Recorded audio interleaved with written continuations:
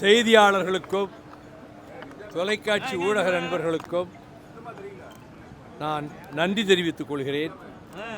இந்த திருமண விழா நடைபெறும் இடத்திற்கு நீங்கள் வந்து என்னை சந்தித்ததற்கு என்னுடைய மகிழ்ச்சியையும் தெரிவித்துக் கொள்கிறேன்.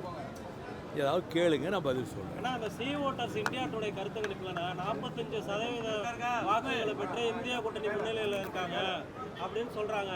இந்தியா கூட்டணி தலைவர்கள் வந்து குறைவா இந்த கருத்து கணிப்பு இருக்குன்னு சொல்றாங்க. நீங்க எப்படி நான் பாக்குறீங்க? இந்தியா கூட்டணி மகத்தான வெற்றி. தமிழ்நாட்டில் மதச்சார்பற்ற முற்போக்கு கூட்டணியாக திராவிட முன்னேற்றக் கழகத்தின் தலைமையில் இருக்கிற கூட்டணி நம்முடைய முதலமைச்சர் கூறியவாறு 200 இடங்களுக்கு குறையாமல் உறுதியாக வெற்றி பெறும் என்று நான் நம்புகிறேன்.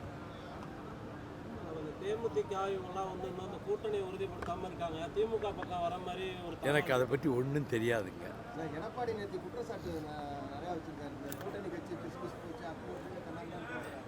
எடப்பாடி கொத்தடிமையால இருந்தார் முதலமைச்சரா? மோடிக்கு கொத்தடிமையால இருந்தார். அவருக்கு என்ன தகுதி இருக்கு பேசுறதுக்கு?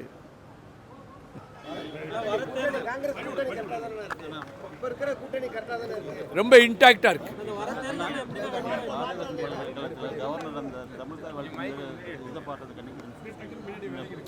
பாரதிதாசன் பல்கலைக்கழகத்தில் தமிழ்த்தாய் வாழ்த்தை முதலிலே அதை பாட அந்த இசைத்தட்டை போட விடாமல் தேசிய கீதத்தை முதலிலே போட்டுவிட்டு அதற்கு பிறகு தமிழ்த்தாய் வாழ்த்தை அவர்கள் அங்கே நிறைவேற்றியது கண்டனத்துக்குரியது.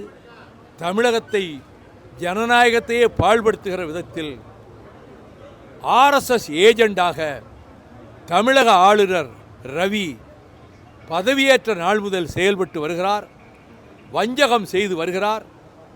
அவர் அந்த பதவியிலே பதவியே கூடாது என்பது எங்கள் கொள்கை. கவர்னர் பதவியே அகற்றப்பட வேண்டும், அது ஒழிக்கப்பட வேண்டும் என்று கருதுகிறவன் நான். ஆர்.என். ரவி அத்துமீறி செயல்படுகிறார். அவருடைய இதுவரை பின்பற்றப்பட்ட மரபுகள் அனைத்தையும் உடைத்துவிட்டு அவர் இந்திய சமஸ்கிருதத்தை திணிக்கின்ற திட்டத்தை மறைமுகமாக வைத்துக்கொண்டு இந்த வேலையில் ஈடுபட்டிருக்கிறார். இனி மற்ற பல்கலைக்கழகங்களிலும் இதே முறையை பின்பற்ற அவர் முனையக்கூடும்.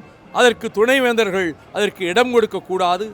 அரசு கவனத்தில் எடுத்துக்கொண்டு இதை தடுப்பதற்கு என்ற மார்க்கமோ அதை செய்யும் என்று நான் நம்புகிறேன்.